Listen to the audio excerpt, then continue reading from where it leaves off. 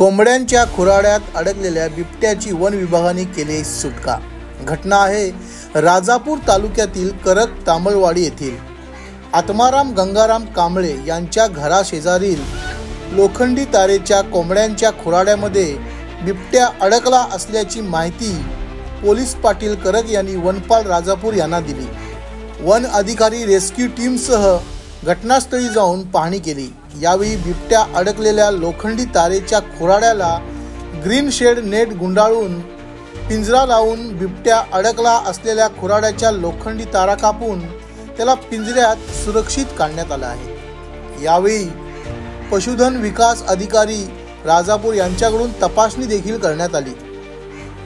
बिबट्या मादी जातीचा असून त्याचे वय 1 ते 1.5 वर्ष असल्याचे समजते व तो सुस्थितीत असलेल्याची माहिती पशुधन विकास अधिकारी राजापूर यांनी दिले।